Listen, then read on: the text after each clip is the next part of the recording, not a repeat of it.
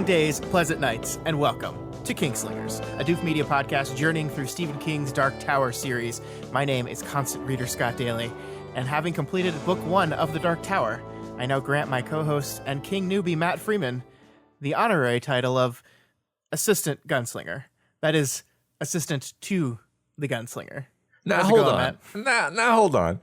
I've read one book of this series now. I think that should count for something. It does. You're an assistant to the Gunslinger. Oh. Sorry, you got it. It's a very short book, Matt. I mean, if you like, I have them all on my shelf right now, and I'm looking at them all, and like, this is a little splinter compared to everything else. So you got some more work to do, sir. Okay, all right, yeah. As Matt stated last week on the show, we finished Dark Tower, Book 1, The Gunslinger. This week, before we move on to Book 2 in the series, The Drawing of the Three, we're going to take a short moment here and have a shorter episode to look back on the book as a whole. This episode is going to be a little bit different from the last three. Normally, we take pretty extensive notes in the book, and we write those notes down in a script, and Matt and I are kind of using the script to base our conversation, so it's pretty heavily scripted and controlled show. This is just freewheeling, baby. We're just going to go freeform and just talk about this book as a whole. We're going to go over the overall themes of the book, have some high-level discussions on the direction of the story and what we overall thought of the book, maybe talk about the characters, maybe circle back on some of the discussions we had during the course of these 3 chapters that we now have a little bit extra data on. Just going to be like a fun hangout sesh, Matt. That's what we're doing. Yeah, this is pretty unusual, not our normal, what's it called, format, but sure. But yeah, I think that especially since these are like broken into discrete books, that's the perfect opportunity to look back over what he was trying to do with that particular book. Because and I don't know this, obviously, but I assume when an author writes a series, they have some reason why they decided to end a book at a certain place. Sure. So what is The Gunslinger in totality? Yeah. And I think once we get into some of the longer books, these episodes are going to become more and more important. Because like book 4 of the series is going to take us 3 months to do. It's going to take us 3 months to journey through that book. So by the end of that, we're going to have kind of lost the overall direction, right? We'll be so far into the weeds of this incredibly long book that it'll be good to just take some time and look back at book 4 as a whole. Not as important for this book, but still a worthwhile task, I think. Also, I think in the future, we're probably going to use these episodes to maybe have like special guests on the show, some friends of ours that really love Stephen King, as well, like an excuse to do like a mailbag / viewer Q&A type things. If you've been following any of our Doof Media podcasts, any of our like long form reading podcasts, we do like to do like the occasional Q&A where we kind of interact with the audience in that way. Not going to do that this time. We just started off. This show's brand new. We've only been going for a month. Today, it's just the 2 of us, and we're just going to be talking about this book.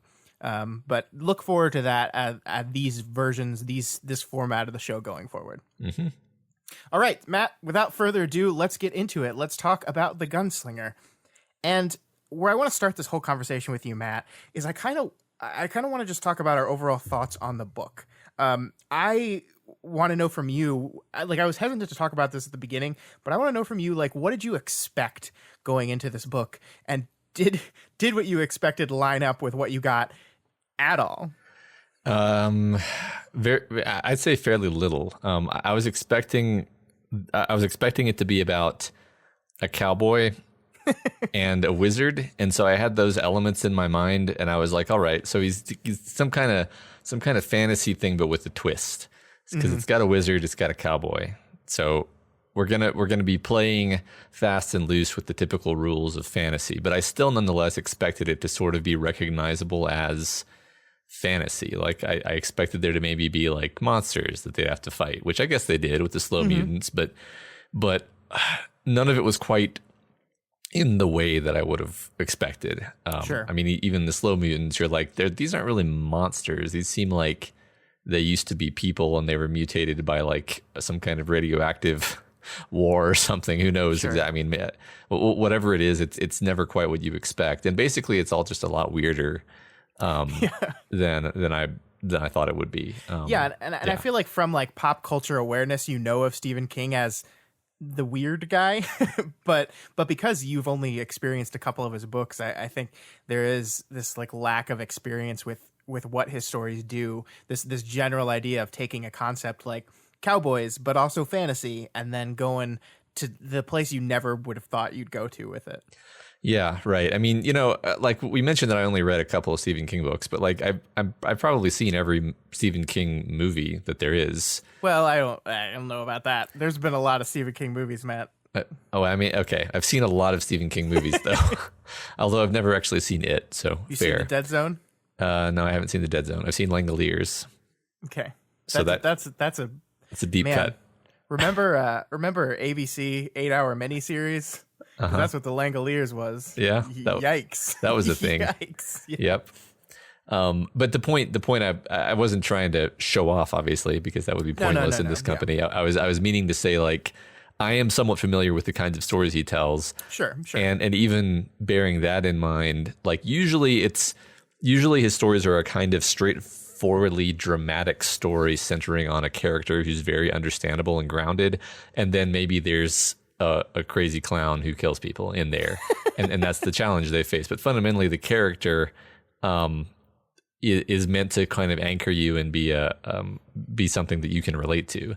Sure. And that's what was interesting about this book. One of the many things is that there's kind of no anchor. There's kind of nowhere to stand, right? Like Roland is this kind of weird guy who, I mean, you definitely find ways to relate to him, but he's a very, very unusual character. He's not, Joe from down the street. Like, I feel like most Stephen King characters end up being some version of Joe from down the street who maybe is a writer who has a coke problem.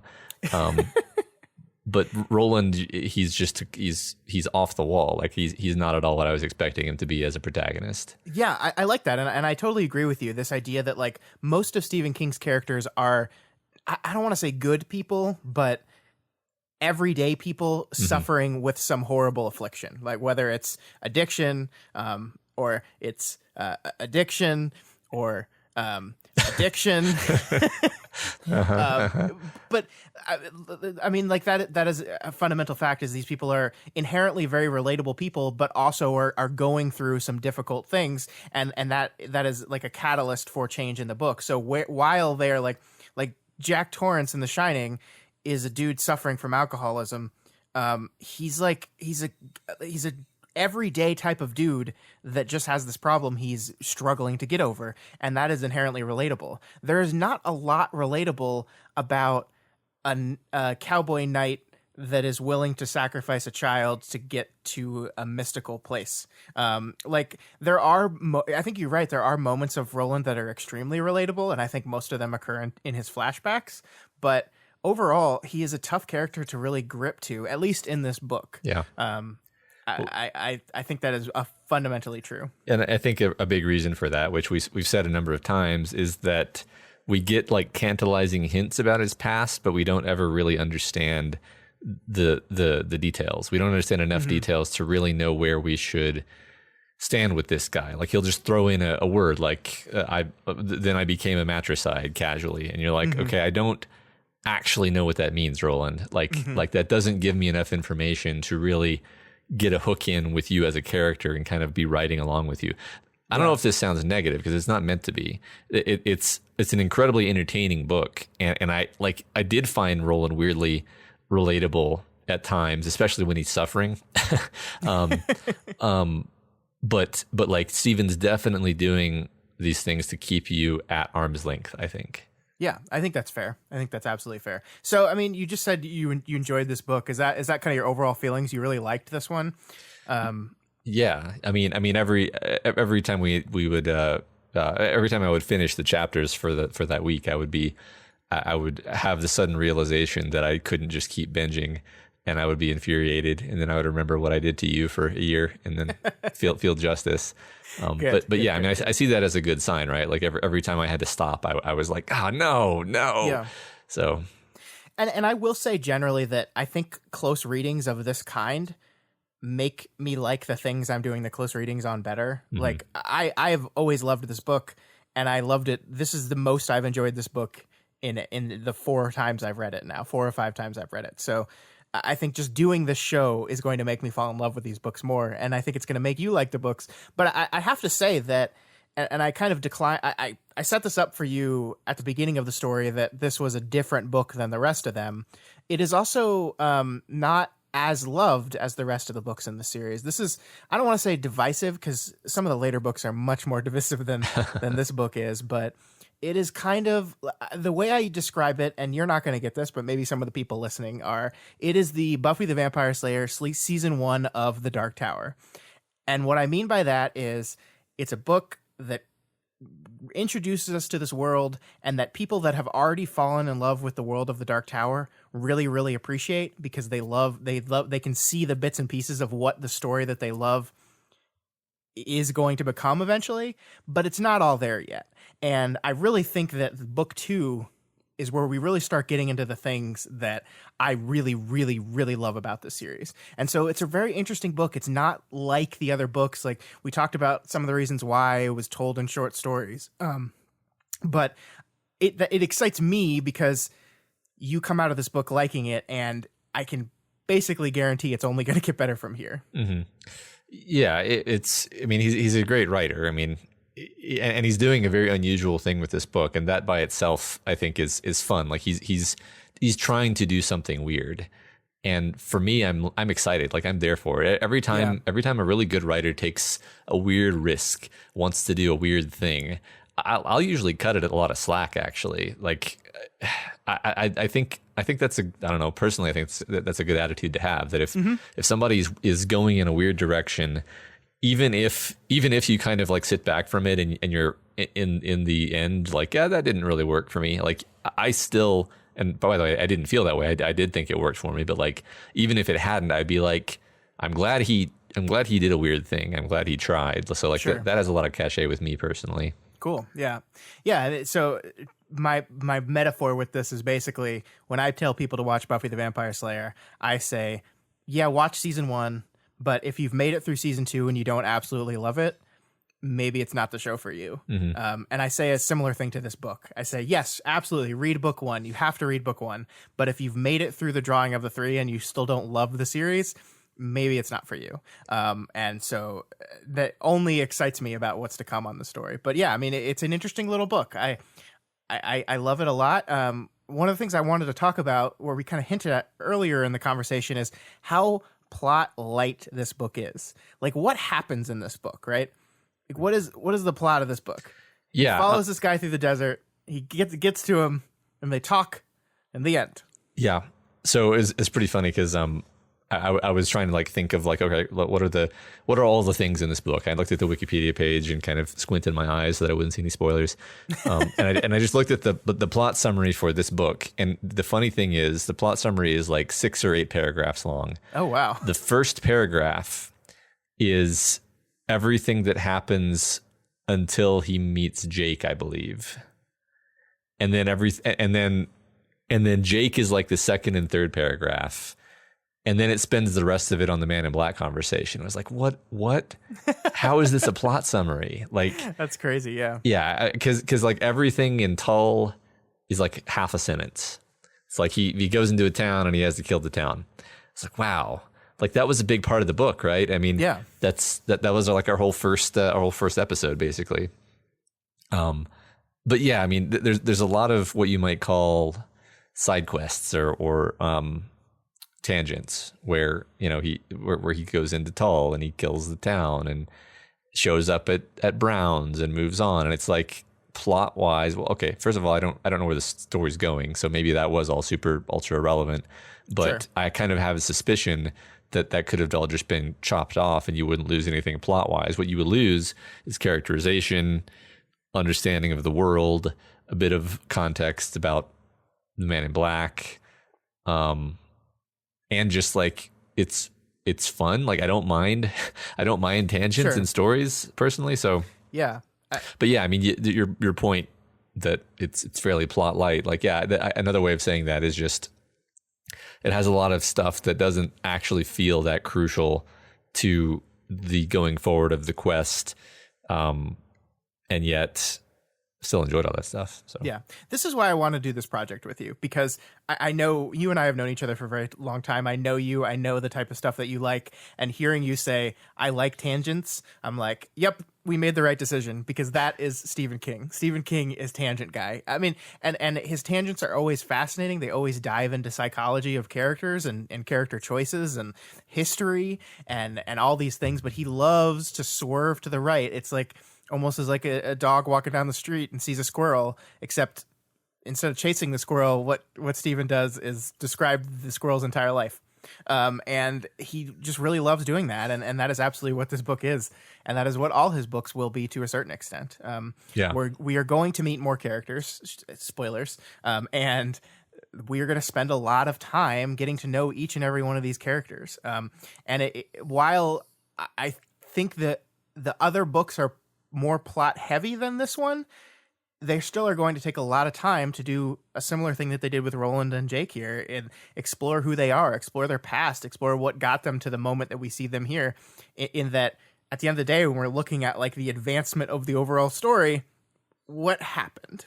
How much farther on our quest are our characters? A little bit, but we spent 300 pages describing this guy, and that's absolutely what the series is.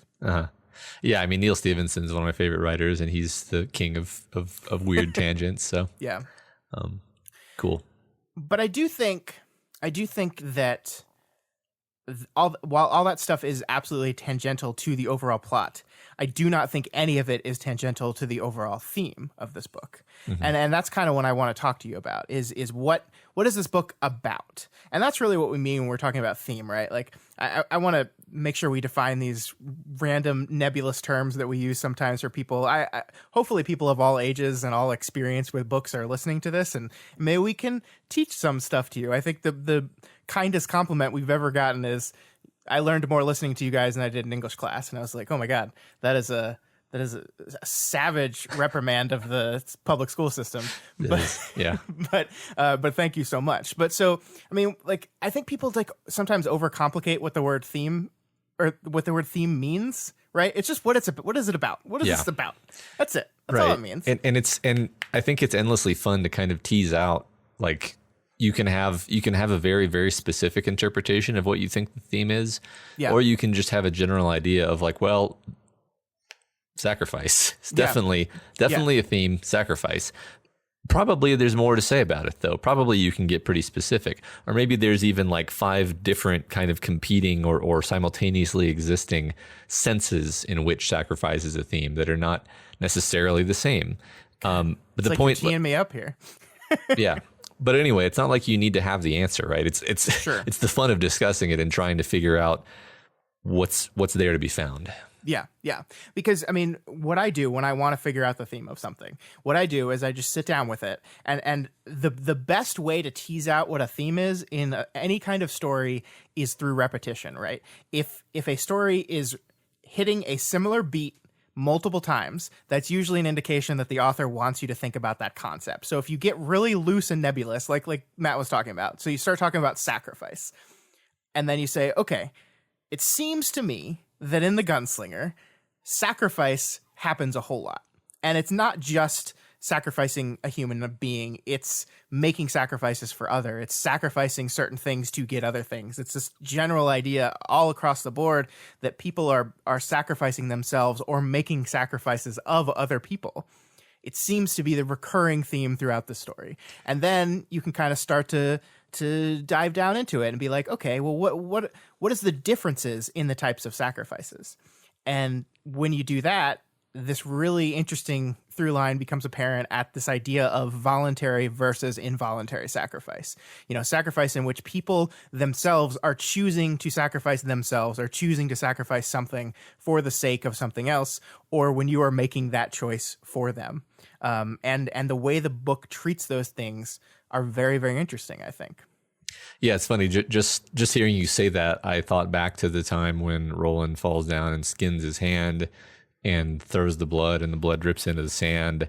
And then like immediately after that, he sees the way station. Mm-hmm. And it's like the sacrifice of the blood somehow, was there power to it? Is it just a coincidence? And books are allowed to have coincidences. Yeah. But in any case, there's a literal blood sacrifice. He may even call it a blood sacrifice now that I think about it. Yeah. And then the way station appears, and that's his. And way station has quite a connotation, doesn't it? Yes, it does. It's the transit to your next destination. He finds Jake. You could almost argue Jake is the way station because Jake is the thing that gets him to his destination ultimately. I think you could say that very, yeah, absolutely. And I mean, like, so we look at the big obvious examples of sacrifice here are Jake being sacrificed. That's the biggest obvious one. And then we see that links up to David being sacrificed, the hawk. Mm-hmm. We see that Allie is sacrificed as well, kind of. And you could argue that the entirety of Tull is a sacrifice that Roland makes, because he could have just moved on, but instead he just kills all those people. Yeah. But I think some other stuff started when I started going down this road. Some other stuff started to jump out to me here, and one of them is Brown, our Tom Bombadil character, and this interaction that Roland has with Brown very early in the story, and the importance of the fact that Brown like gives up food and shelter to this person. He makes a sacrifice for this person by giving up stuff that's important to him. He chooses to do that to help this person out, not knowing if he was going to get murdered or anything. And he's willing, excuse me, he's willing to do that. And then I started thinking about other instances of that. And I thought about Hax, the cook that basically sacrifices himself for the cause he believes in. And how Roland has this really weird reaction to that hanging, where there's this guy that was going to give meat, that was going to murder people for a cause that he believed in, and he makes a sacrifice of himself. Like even at the very end, he's like refuses to admit anything. He says, "I've never forgotten the face of my father." And Roland sees something in Hax that he says is worth more than anything else that all the other people around here watching this. There's something more noble in what he's doing there than anything else. And then I was thinking about Court, because our conversation about Court that we talked about last week really got me thinking a lot too. Because he, in his own way, sacrifices himself for the sake of Roland. Yeah, I think so. I mean, I think my comment was on Roland goes after him with such violence and no restraint, and it's really evident that he's willing to sacrifice his teacher Court in order to win. You know, he doesn't particularly care if he kills him. You could definitely view it from the other direction where. I mean, I don't think there's any textual evidence that Court holds back in the fight. Yeah. It doesn't seem like he does. So I feel like if the story were any different, I'd be tempted to say like Court just couldn't bring himself to kill or to harm Roland. I don't think that's true. Yeah, he just doesn't seem like that type of person, right? Yeah. It seems like once it's on with him, it's on. But yeah, I mean, you're right. That's yet another example, of course. You could even argue that we've seen kind of a hint that like there's some sex magic in this world. So Roland has to sacrifice something to get that prophecy from the Oracle. It's hard to put your finger on exactly what he sacrifices. I mean, he gives himself over to the succubus physically in a way that he doesn't want to do. So you could argue that it takes something from him that it wants. I have a hard time putting a label on what exactly the sacrifice is there, but something is given in exchange for something else. So, yeah, for sure. The thing with Court really got me because I remembered our conversation, or the thing I introduced was this idea that like Court is the one that follows procedure when called out as a bondsman, and Martin is not. And I was just like, Court's the one that's punished. And I was like, well, he's punished because he's offering himself up in that way. And I don't know. There's something delicious to that. Yeah. Yeah. Right. And that's like the Oracle was a form of sacrifice, right? Like as well, right? Like, yeah. I mean, it's all over the place. It's all over the place. And I think one thing to kind of point out is like the difference between willing and unwilling sacrifice is definitely, I would say, part of this book more than it's part of almost any other story I've ever read, because it's not like sacrifice is an unusual theme Like it's very, very, very biblical. Like the idea of sacrifice is very biblical. We have, we in this very book, we have Jesus imagery. We have Isaac, a mention of Isaac in a funny context where Roland doesn't know what that is, but a lot of biblical sacrifice imagery. But here there's this idea of the unwilling sacrifice, which is not usually how that word is even used, right? I guess unless you're sacrificing a goat or something, the goat is rarely a willing sacrifice. Yeah, but, true. And I guess in the old times they used to sacrifice people against their will too. So that's definitely totally a thing that happened. I guess it's this very kind of bloody Old Testament view of sacrifice though that we don't really think about much in modern times. Yeah, and I mean, like the thing that is interesting, like we have to like talk about.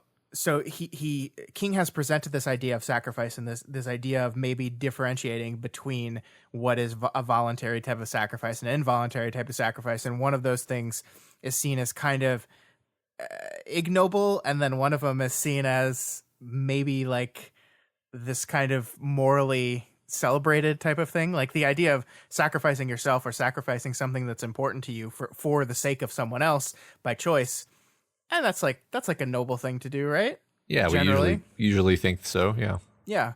Whereas choosing to do that, like if I think the whole situation is framed differently. If Jake says, "I understand, Roland, that in order for you to complete your quest, I must be sacrificed, and I go willingly into the pit to guarantee your success." That is an entirely different, it's the same result, right? Jake dies. The result is the same. Jake dies, Roland goes on. But the framing of that is entirely different. It's completely the opposite.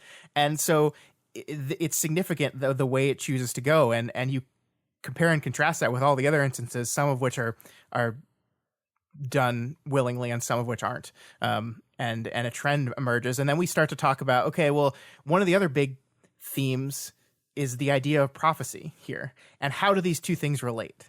And we start talking about, well, involuntary sacrifice is like a result of the existence of prophecy, kind of. Yeah, that's interesting. Because it's almost as if prophecy is your armor to use against any kind of rejection of the horror of involuntary sacrifice. If we include this idea of Ka in prophecy, because it seems, I'm still not 100, like nobody's explained what Ka is, but it seems to him like a combination of what we would call fate, and also it has this element where like once somebody says a prophecy, he's like, oh, it's Ka. In a way that feels very like shrugging off of responsibility. Because like even when the Oracle is like, yeah, you can totally avoid his death. You just don't go out, west or whatever she says. And there's people who you can make a life out there. You don't need to keep going on this quest. And he's like no, it's Ka. And it's like, okay, that was your choice. You want to, like, unless there's really supernatural magic where Roland is really obligated to follow a specific path and can't turn away, in which case that takes away his agency and it makes the choice to sacrifice Jake not a choice at all, but rather just something that he has to do. And that says something very different. I mean, maybe we'll find out that's the case. That would be an interesting twist on things.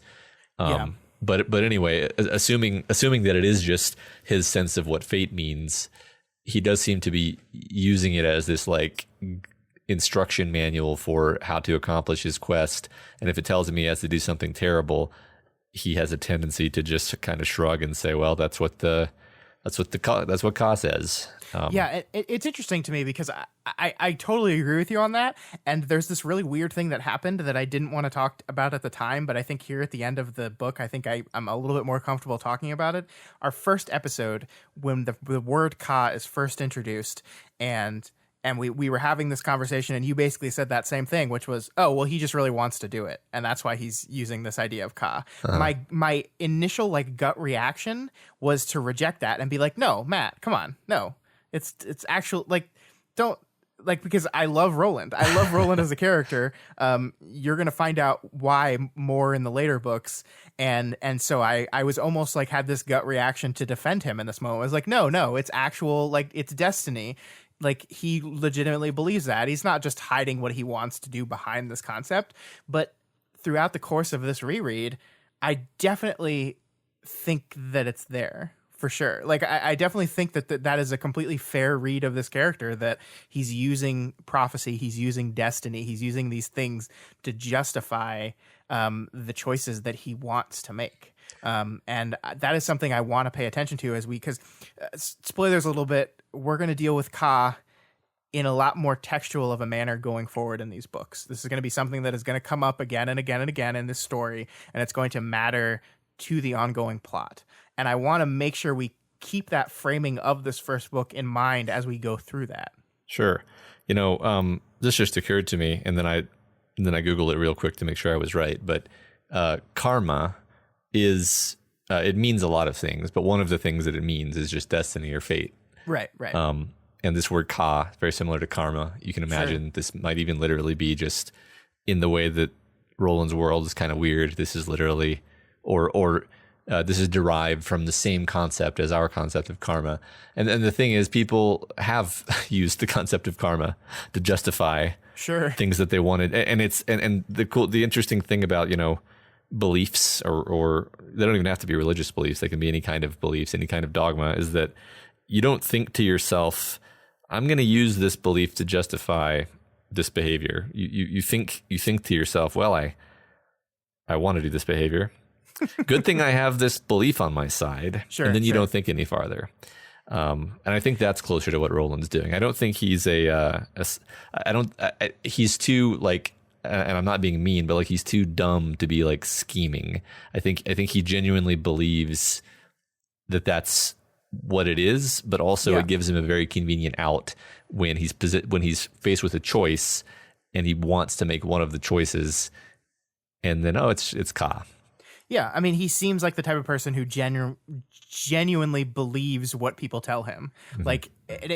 I think it's okay to call him dumb. He's textually kind of dumb. He's slow. He's not quick to understanding, and it's not that he has this naive faith in people. It's just when you couch a thing in the web of prophecy and the web of an oracle or future speaking, he's just yep, okay.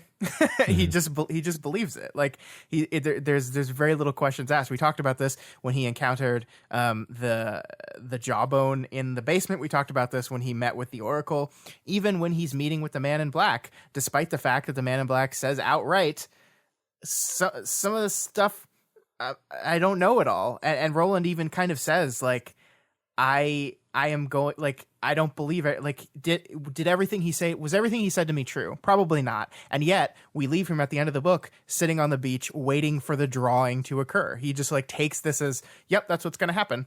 And judging by the title of the next book, that he's right in this instance, but it is that is just the type of person he is. And it's just so when you are a person that is willing to be picked up and driven by the concept of prophecy, it seems like prophecy just keeps being thrown at you.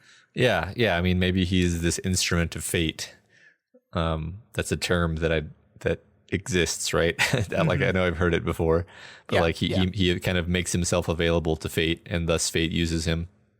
I like this idea. Yeah, for sure. So with that regard, I want to kind of zoom in on Roland a little bit more here. And specifically, I want to talk about the flashback structure of the book, because that is something that we see. How many flashbacks do we get? 3? I think there are 3. I thought it was, let's see, there's Allie's flashback to the Man in Black.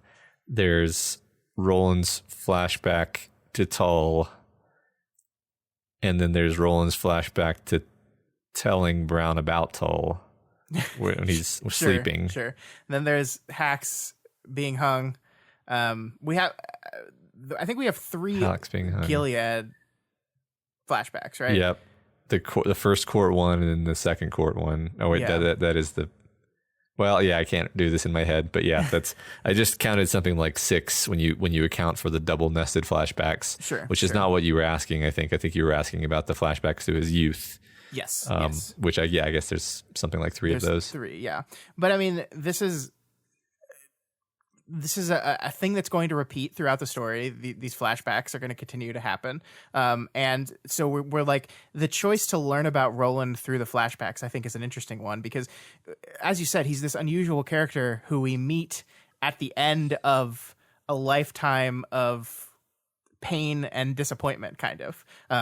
Like, we know that he kills his mom. We know that his dad is dead. We know that his home is gone. We know there's someone named Susan who burned on a tree or something. We know all of his friends are dead as well. He's the only one left of his kind. We know all this about him. And then King kind of like chooses to slowly like color in that picture, starting with when he was very young. And I think like if there's anything in these books that do endear us to Roland, it's these snapshots of him as a youth. And they're kind of some of my favorite parts too. I mean, I really think the court and testing the line scene against Court might be my favorite moment in this whole book. Yeah. I really like it. It's very refreshing, and it's the closest thing to maybe what I was actually expecting from this book in the first place, where it's like, oh, it's a young protagonist doing a hero's journey type training with a wise mentor, and being trained, and like even some of the stuff Court says, you're like, yes, I recognize it's the mentor giving him these nuggets of wisdom that are going to come into play later, and we're gonna remember that and think, good old Court. But I think so much of Roland in the kind of the present time is just showing how this kind of more or less sweet kid. I mean, I guess we don't. Yeah, I guess I'll just go ahead and call him a more or less sweet kid because I don't know what else to say. But I think that's fair. That we've seen him tortured for the last 15 years, basically. Yeah. Like he's lost everyone, like seemingly one by one in horrible ways. And like been on all these horrible adventures, like through this dying world, chasing this wizard who has been leaving these horrible, fiendish psychological traps in his wake. And at this point, Roland is just this like bag of traumas and guilt and regret that he like literally has to. I was trying to make some connection between the sack that he carries and all of his baggage. I mean, I think his gunna. I think there's something there. He is carrying around. He's basically carrying around his whole life with him, right? Like he has no home. He has no place that he returns to. His entire life is carried in his gunna, and that is everything. Everything is the past that is haunting him and the future that he's walking towards. From the first line in the book to the last one, he is directionless outside of this nebulous prophecy that's leading him towards his destiny or something. And that's really all he has going for him. He doesn't know what any of it means. He doesn't know what's going to happen. He doesn't even know if he's going to be successful, but it's all he has. And so he clings to it as if it's nothing else. It's why he's willing to give up everyone around him, because it's all he has. All he has is forward. And even the idea that a person like Jake, like I love that moment in this book when he like contemplates for just a brief moment, almost as if it's a vision. It says that he and Jake could leave, go somewhere. He could train him. He could become like his apprentice and maybe a gunslinger one day. And then together, when they're like both almost a sort of family, more powerful, can set out again on the quest for the tower. And there's this fleeting vision of a character with a life, with a real life. And then it's like, no, I can't do that. No. And it's just gone. It's just gone. So it's really fascinating. I am so fascinated by him a way I've never been before. Like I said, the thing that close reading does to you in this regard is really like nothing else. I think some people are reading along with us that have never read before. Some people are longtime readers who have read this series a million times and are just listening to us because they know the books like the back of their hand. I hope that like we're shedding some new light on it for you, because I found it just fascinating. Like I kind of usually just blow through this book really fast because it's so short. It's like a day read, and we spent almost a month on it now, and it's so illuminating to just creating this base of who these characters are. That makes a lot of sense to me because so much of this is like tantalizing clues and fragments of possibilities. And I know we're going to find out what the detail is behind it with at least some of this stuff. So going back and read it again later actually sounds pretty rewarding to be like, okay, that's what that meant. Yeah. That's yeah. Sure. Yeah. Cool. I like what you said about the vision of him going off and, becoming Jake's wise mentor, because that to me, I was like, that's also another thing that I would have thought would happen in a fantasy book. Like when that came up, I was like, oh, that's what this book's going to be about. He's getting, no. Oh, okay. Never mind. Yeah, it is really interesting that this book's it sets up a lot of dominoes that you think it's going to push over, but instead it just knocks out like the fourth domino in the stack and shuts everything down. It is interesting in that regard. Like we talked about this last week, that we start the first chapter we talked about is such a typical Western story. Strange outlaw walks into a town, shacks up with the bartender, and then has to shoot his way out of it. That is a Western. That is exactly what a Western is. And yet we like cut from that to some wholly different story. Yeah. Yeah. It's just continually surprising. And that's one of the things that I said a bunch of times already. And you're forced to conclude that at some point Stephen King sat down and was like, all right, I'm going to introduce this kid. He's going to be a great kid. You're going to love him. Roland's going to love him. And then I'm going to kill him. And you're not going to believe that I could possibly do it, but I'm going to do it. And you're going to hate Roland for it. Yeah. And then I'm going to end the book. No, sorry. And then I'm going to go into a very long conversation with the Man in Black, and then I'm going to end the book. Yeah. And it's really interesting because it's like, there's this moment walking out of the cave that Roland has a few seconds of taking upon himself the consequences of what he just did. Like, you remember he says this is going to haunt him for the rest of his life. He's never going to forget about this. And then his prize is there. And then the book like totally forgets about Jake because he's getting everything he ever wanted. He's being told his prophecy. He's got his tarot card reading. He's being told what the tower is. He's seeing the universe and the idea and the concept of the universe. And it's like everything he ever wanted. And Jake is kind of forgotten throughout the rest of that chapter. We don't really let Roland sit with the consequences of his action for very long in this book. Yeah, other than the Man in Black kind of bringing him up in the tarot reading briefly. Yeah, I think you're right. Mm-hmm. Yeah, so it's really interesting that is the choice there. And I mean, I kind of maybe let's talk about Jake really briefly here, because I also think he's an interesting character, and we do this thing with him.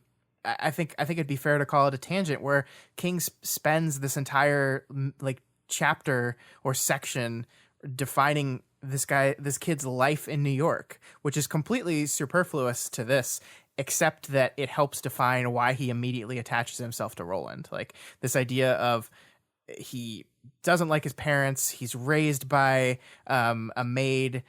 He's like he just doesn't seem to have like that wonderful of a life. Yeah. And then he's pulled out of that life, dropped in this place, and he finds a paternal figure for maybe the first time ever and latches onto him immediately, only to have that ripped away from him. And I think that like that all has like everything that happens in the present day of the story would work fine without this 3-page like background of Jake's life in New York City. But I feel like that just enhances it and makes the sacrifice sting a little bit harder.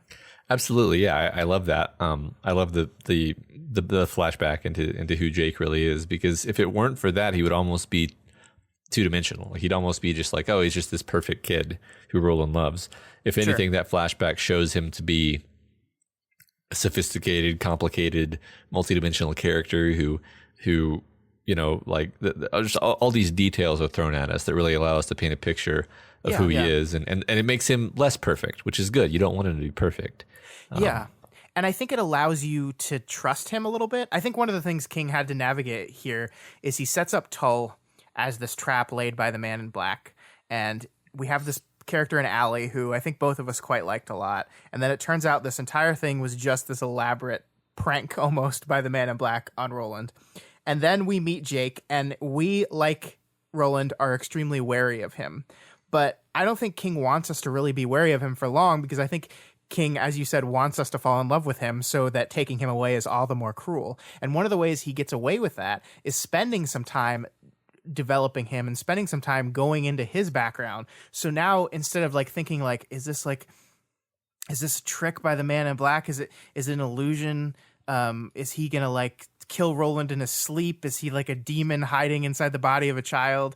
And this backstory allows us to get that out of our head, and then we quickly see that no, actually the trick has nothing to do with mistrust of Jake. It's that Jake is actually amazing. Yeah, and we fall in love with him. I mean, the trick is, if anything, that the Man in Black chose out of all of the children in the world the one who is most likely to just hit Roland just the right way.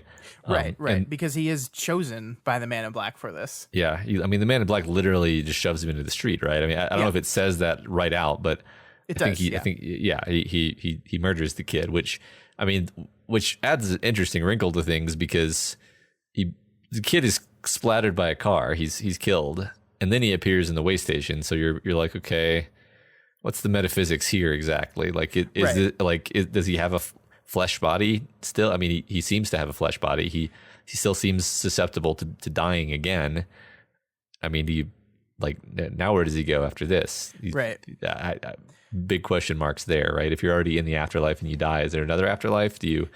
Is your soul just extinguished now? Sure. I'm genuinely kind of was thinking about these types of things. Like, okay, he was killed. So does the Man in Black have responsibility for his death, or does Roland have responsibility for his death, or do both of them, or what does this even mean? Yeah, that's interesting. I mean, there is some unknown around that, right? Because like, we know the Man in Black can travel back and forth, because we see him in New York City of present day, aka 1982 or 79, depending on whether this is set when King first wrote the story or when this book was published. It's one of those. And then we see him in Roland's world as well, in Roland's time. So he can travel back and forth freely, but perhaps the only way for someone to get here from there is via death? Or is that even true? And the death was just, I want to cause this guy trauma, because there's these unknowns about that, and I think the book doesn't bother to answer any of those questions, but I think it's going to be something to think about. Like, was killing him necessary, or just kind of a vicious circle? Like, his role in the story begins with his death, and his role in the story ends with his death, in like a poetic kind of way that's just totally cruel. Yeah, I don't know. And I think we're meant to be asking these questions at this point. And I do wonder, I've said this before, I don't know how much of this is even going to be revealed, because in a fantasy story, you don't always need to explain everything. Sure. I'm fine with it just being like never, I'm fine with never really being sure if this is the afterlife or some other dimension, or who knows what. Maybe we'll find out, maybe we won't. I think I would kind of be satisfied either way, because I'm somebody who likes, like, the thing that I like about the Lovecraftian horror is that you never find out what the hell's going on. And when you explain it and say that it was giant bald men who made the xenomorphs with black goo, you just ruin it. I was just on a podcast last night talking with our friends Elliot and Ruben about that exact thing. Can't wait to listen. I agree with you. Yeah. All right. One of the other things I wanted to do with you, Matt, here is kind of circle back to the tarot cards, because I was listening to last week's episode and I realized I was like super cagey about which tarot cards are real and which aren't. And as I was listening, I was like, why'd I do that? It doesn't matter. Like, you can just Google the Hanged Man and see whether that's a real tarot card or not. So I thought we'd like jump back to these and at least talk about the 3 cards in this deck that are absolutely real tarot cards, and what the meaning in a real tarot deck means, and how that relates to maybe what's going on in the story. Sure. So the first one, the Hanged Man, is a real card. That one, if you'll recall, was representative of Roland himself. And the interesting thing about this one, and something we'll have to say about tarot, I am not an expert on it, but I did some cursory Googling in preparation for the show. The position of the card matters. So whether it's face up or whether it's like turned upright or turned upside down, Matt like tells about meaning. So the Hanged Man, when faced normally, stands for sacrifice, release, or martyrdom, which is very interesting because like while Roland is on this quest, he's not the one being sacrificed. He's doing the sacrificing. The card itself is actually like different than what you would expect. Like you hear the Hanged Man and you immediately think of someone like hanging with a noose around their neck, right? Well, the actual picture of the card is someone on a tree shaped in a cross, and they're actually hanging by their feet. They're upside down, hanging by their feet with their arms bound behind their back. And so that is much more a picture of like a sacrificial person. And so under that context, it becomes really interesting because it makes sense for why Roland reached for the image of the Hanged Man as he was sacrificing Jake. And it brings some interesting connotation to why Roland himself would be given that card. Yeah. It's so, and this is kind of what I was thinking about during the conversation last week, and I didn't want to necessarily go down this direction because I was like, I don't want to get too wound around the axle with this, but like, I thought it was interesting how the Man in Black puts down the card and then he like says what it means, and I'm like, I bet that what he's saying is bullshit. Well, like I bet that like the sequence of the cards is going to turn out to be very prophetic and mean all kinds of things. But I bet that what the Man in Black is saying about it is not a real representation of what it means. Like when he says the Hanged Man and he puts the card down, then he says the boy Jake. It's like, well, that just happened. That's not a prophecy. That's just what happened just now. And it almost seems like you just are picking out the nearest thing that could apply to, but you don't actually know.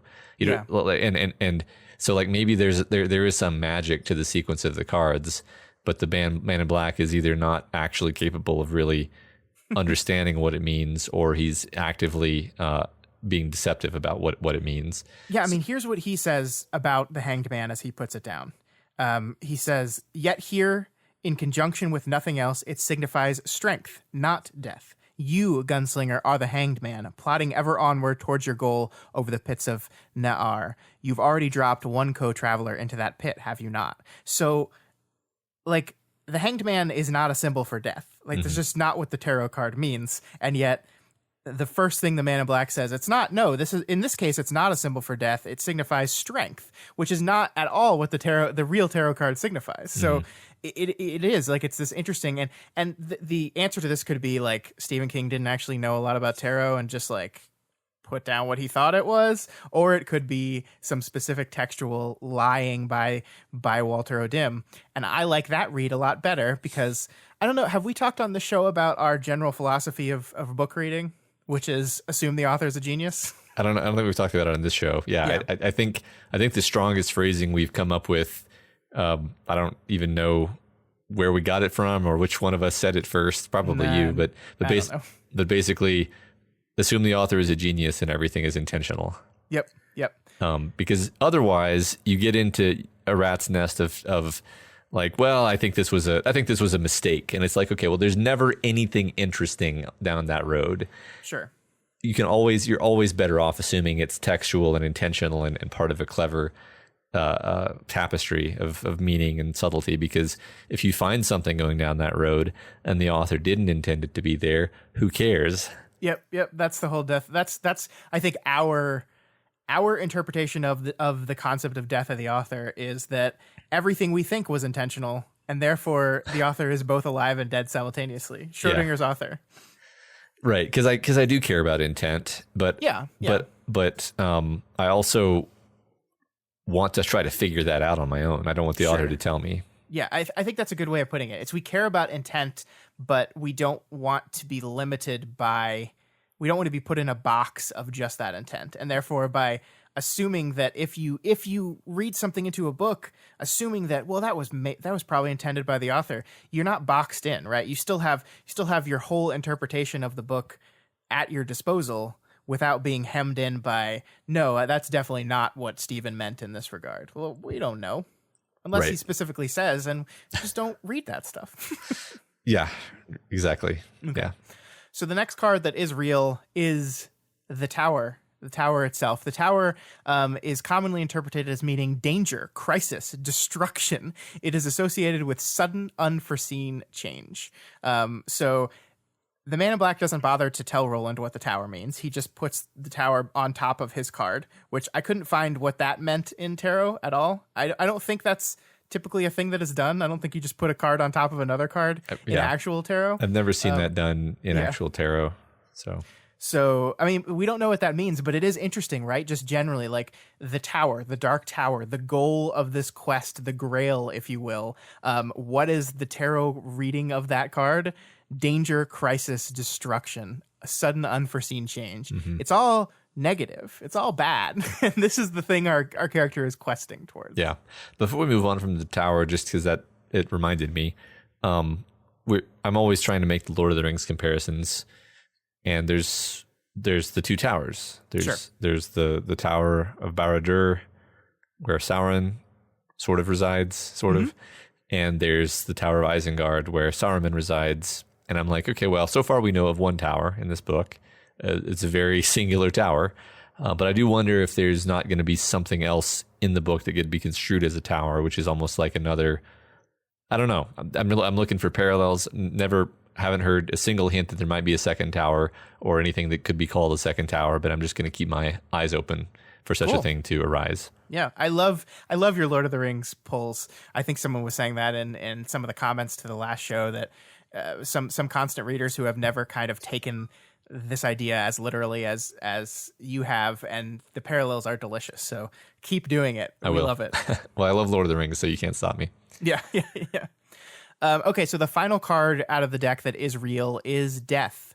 Of course, death in tarot does not just mean death. When you get the Death card, it doesn't mean you're going to die. That's not what it means. It means the end of a relationship or the end of an interest. It typically connotates an increase in self-awareness, which is interesting in the connotation of the card is laid down and it says death, but not for you. And the most literal interpretation of that is you're not going to die. Someone else around you is going to die, which is fun and interesting. But in the connotation of this card, it means you will never get an increase in self-awareness. Like you, Roland, will never achieve increased self-awareness. You can't have the end of a relationship or the end of an interest because your only relationship is with the Tower. Mm-hmm. I don't know. Like, again, don't know if that was intentional or not, but I think that's some delicious connotation there, and I really like it. That makes a lot of sense. Yeah. I mean, I don't feel like anything has been spoiled for me, but I do feel like I just learned something important by learning that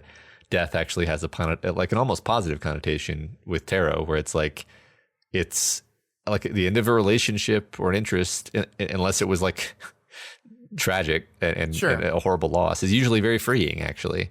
Yeah. Well, not usually. Okay, let me rephrase that. Yeah. The end of a relationship can be very freeing, even though it's temporarily painful.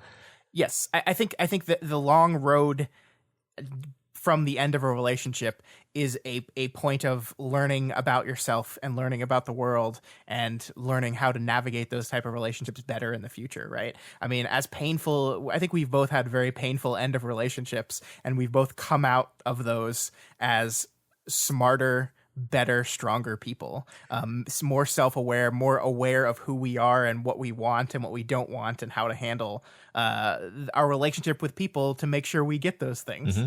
Yeah, and that's not just for romantic relationships too. That can be professional situations. Certainly. Where you're much better off having terminated a particular professional arrangement that you're in, and you walk away from it, and you have now a list of things you're not going to ever do again.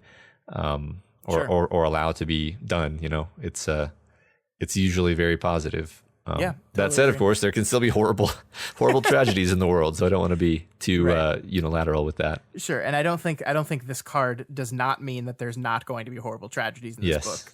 I just love the tarot definition versus the Man in Black's definition, which is like just literal. Maybe because he doesn't fucking know, because he doesn't actually know tarot cards, and he's just like, yeah, here's all this shit, blah, blah, blah. So that being said, the other 4 cards are not real. The Phoenician Sailor, the Lady in Shadows, the Prisoner, and Life are not typical cards in a regular tarot deck. The Phoenician Sailor is related to a I don't know, I don't want to say too much here, but there is a poem called The Wasteland. I believe it's by T.S. Eliot. And in The Wasteland, the Phoenician Sailor as a tarot card is mentioned. So that's where King got that from. He didn't just make up the Phoenician Sailor as a card whole cloth. Okay. And that's all I'll say about that. I get antsy about poems because I know that there's a poem about child Roland. That's like literally all I know. And I'm like, well, I don't know if I want to go look at that. Sure. Yeah, I would say don't. Okay. Don't. But does that mean don't look at any, like, because I also am I'm almost like, do I want to go read about who like Samson is with the jawbone of an ass? Like obviously I know the reference from culture, but I don't really know the details. And it's like, well, do I want to go read the details and then almost know too much? It's weird. It's weird to read this because it's so referential to culture that I'm like, well, do I want to treat it like a puzzle to be solved, or do I just want to kind of struggle through it with what happens to be in my head? Yeah, I mean, like I don't think this is a book that is a puzzle to be solved.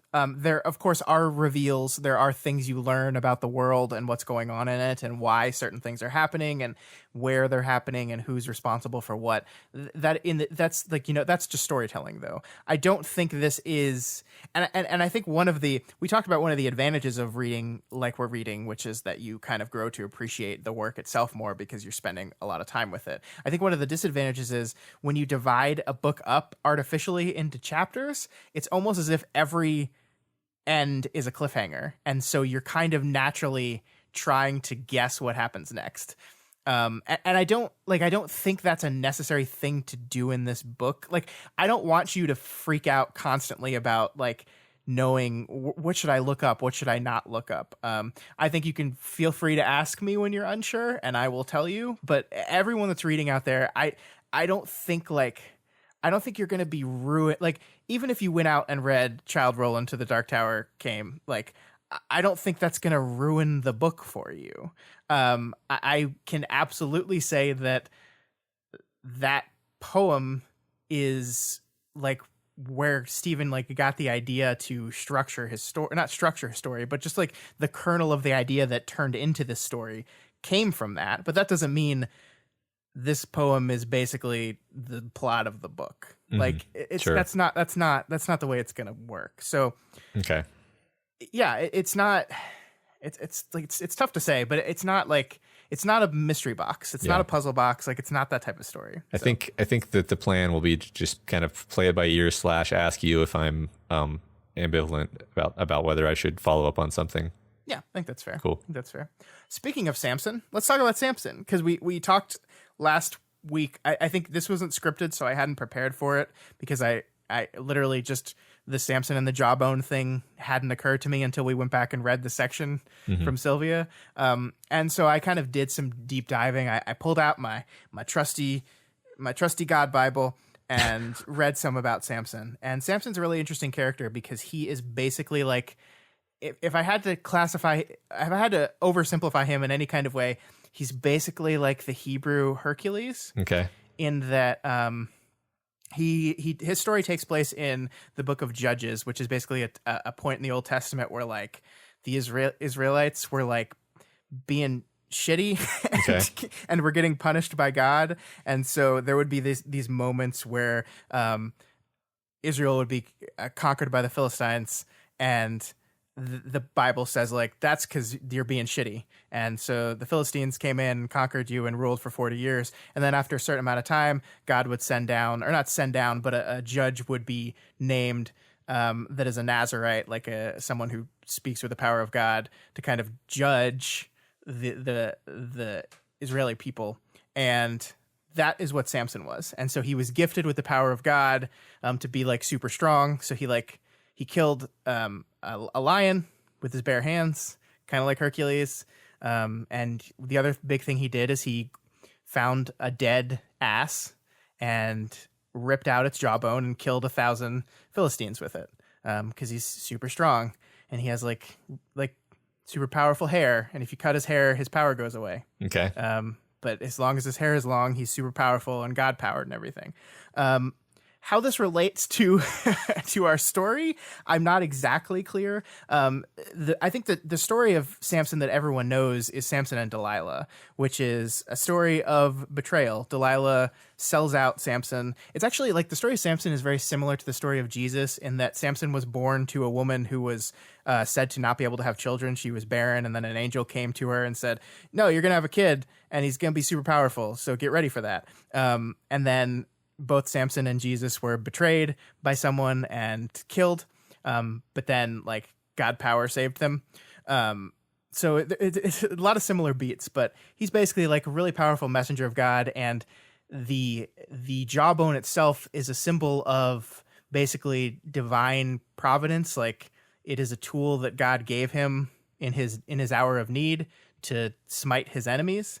And so in that context, you can kind of see like this interpretation that Roland's quest is supported by a power higher than his, where he, in the moment that he needs this jawbone, it is given to him. Yeah, and then it gives him another jawbone later. So just throwing jawbones at him. Sure, so, I like that idea quite a lot, actually. That it's just a symbol of divine favor almost. Yeah. Cool. So that's Samson, and I butchered that story. So if you're like a biblical expert, don't chase after me. It's a very cursory explanation of this guy. Yeah, sure, but I mean, I think that was interesting. I like to understand some of these references at least, for sure. Yeah. All right, so that is Samson, and that is for me everything I had to talk about with this book overall. We still have our discussion question to talk about. But before we get into that, is there anything else that you wanted to kind of circle back on or make sure we mentioned about just our journey through this book overall? I don't think so. I just kind of, I sat down to this conversation just thinking like, man, there's so many directions to go and it's such a intricate thing, but I don't even really feel like I understand the book that well yet. And I think that's fine for the first book in a series. Like almost every first book in a series, if it's intended to be a series, which I think this always was, I might be wrong about that, but if it's intended to be a series, then the first book is going to have some stuff in it that is literally just clever foreshadowing and setting the stage for later things.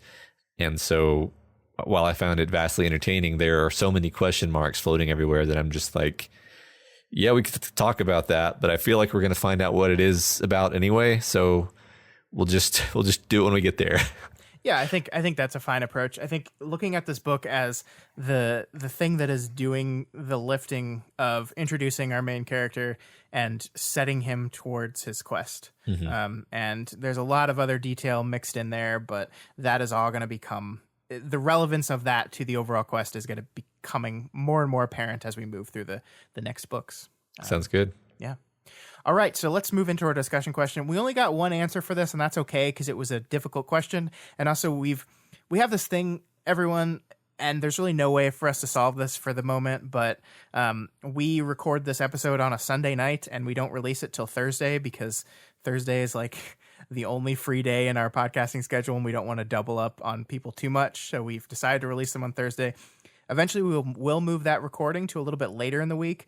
But for now, that means that you guys really only have like a 3-day window to get in your answers.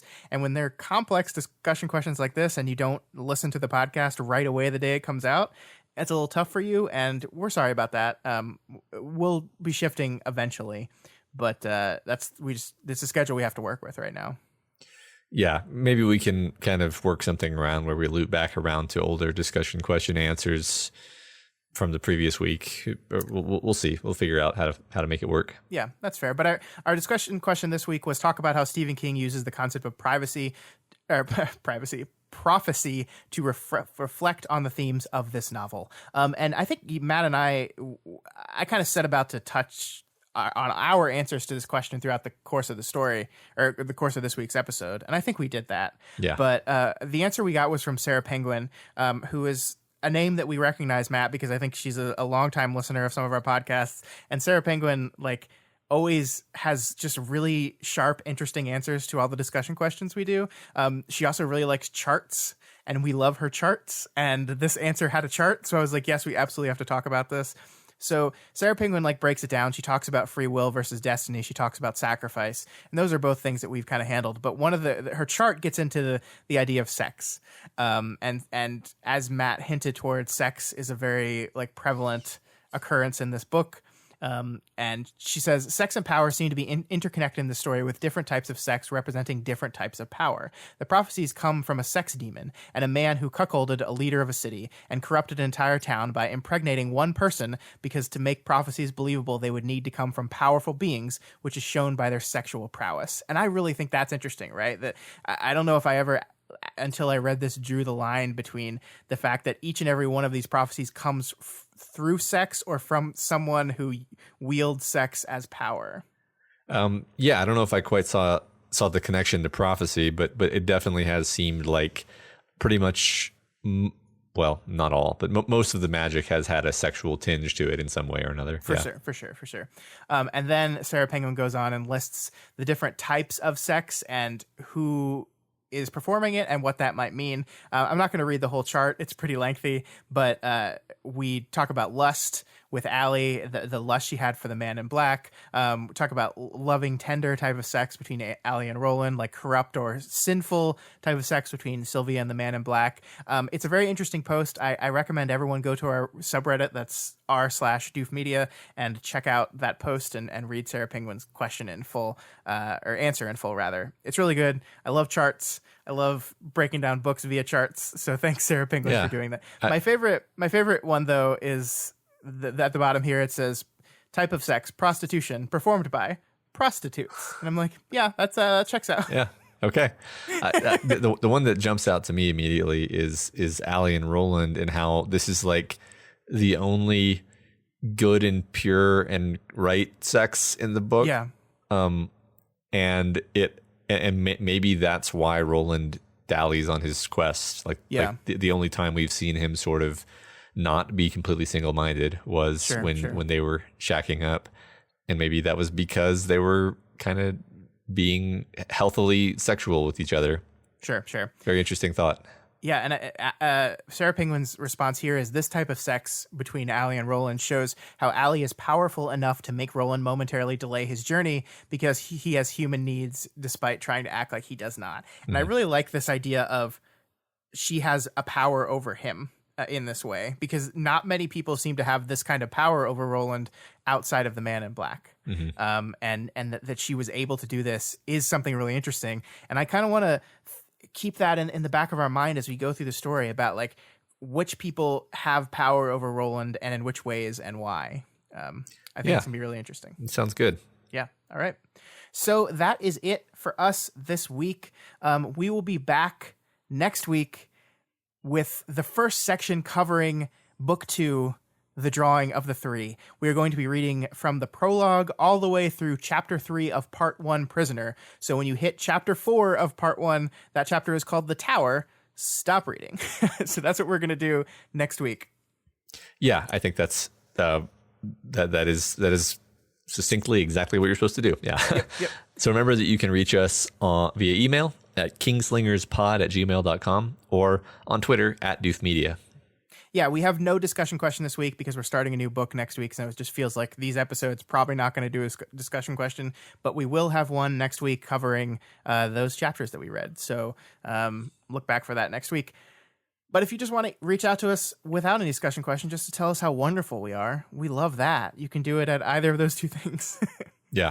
And if you are not already subscribed to Kingslingers, we strongly recommend that you do so you can never miss an episode and you know the second they drop. You can find us on iTunes, Stitcher, Spotify, YouTube, Google Play, Pocket Casts, Castman Zone, which is one I just made up, but it probably exists. Yeah. If you plug our name into a thing and you do not find us, let us know and we'll put it there. We will. This week we've added a new podcast to the Doof Media Podcast Network, and we're actually really excited about that. Yes. That podcast is called We Want More, where the last word is spelled M-O-R. It's a read-through podcast about Harry Potter and the Methods of Rationality, which is it's actually the most popular Harry Potter fan fiction, which makes it one of the most popular stories in the world because Harry Potter fan fiction. There you go. I happen to really like the story, actually. It actually is part of my journey that was leading me toward parahumans in the first place, so it has a place dear to my heart, and really happy to have it on the network, and encourage people to go check that out if they're interested in, if they are a reader of that book or if it just sounds intriguing to them. Yeah, absolutely. If you like what we're doing here, you'll probably like that as long as you've read or want to read that book. I think you'll enjoy it, so go check that out. Also, there was an episode, we kind of touched it this week, but there was an episode of Media MD, which is a podcast by our podcasting partners and friends, Ruben and Elliot. I special guested on that episode to make those two guys watch the 1979 film Alien, because for some reason they hadn't seen that, and I just couldn't let that stand. That episode should be out by the time you're listening to this, so go check out Media MD. You can find their show and all of our shows at doofmedia.com. So go check those out and listen to me talk about why Alien is one of the best movies of all time. Did they give it like a 6 out of 10 again, Scott? I don't want to spoil it, okay. But all right. Anything lower than a 10 out of 10 is, in my opinion, disappointing. And let's just say I was disappointed. Oh, well. If you like any of our shows and you want to support them, consider donating to our Patreon account at patreon.com/doofmedia. You can donate to us at the $20 level, and you can get the honor to suggest a movie or a short story for us to do a show on over on the Doofcast, which is our variety show where we talk about whatever we feel like, or you can make us talk about whatever you feel like. Yes. In the past, we've done a lot of shows about anime, a lot of shows about anime. Uh-huh. We have one coming up this week to talk about the British television show called Misfits. And we've talked about video games in the past. It's fun. It's a fun variety show. And like, I think half the episodes are people making us watch stuff that we never would have watched. We watched all 3 seasons of Avatar: The Last Airbender because people really wanted to watch that, and me and Matt had never seen it. And we ended up really liking it. So check out the Doofcast. And if you want to introduce us to something you know we would love, you can make us do that. Sounds good. And if you cannot afford to donate right now, that is absolutely okay. You can instead help by sharing this podcast with all of your Stephen King loving friends or future Stephen King loving friends, because I am utterly convinced that everyone will love Stephen King after they just read a few of his books. So these can be those books, and you can do it and make it happen and allow us to teach them why they should fall in love with Stephen King.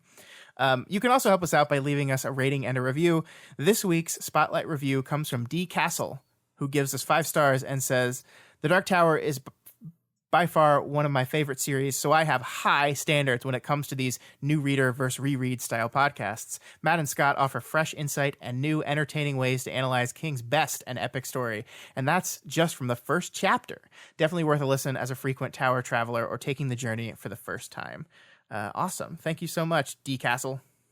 Yeah, makes me happy to hear that that we're living up to your high standards. Yes, it means the world. All right, folks, we will see you back here again next week. Once again, we begin Book 2 of The Dark Tower, The Drawing of the Three. We'll be reading from the prologue through Chapter 3 of Part 1, The Prisoner. Again, stop when you see Chapter 4, The Tower. Stop. Just stop it. And remember, you can always, if you forget, if you were listening to the podcast and you're like, wait, which chapters did he say? Our show notes have a link to the complete show schedule. You can see what readings are for which chapters and what days those come out. That will be updated if any changes in the schedule happen. So if you ever forget what chapters you're supposed to read for what, it's all right there. And it's always linked in the show notes for each and every one of our episodes. So you can find it there. But until next time, long days and pleasant nights. And may you have twice the number.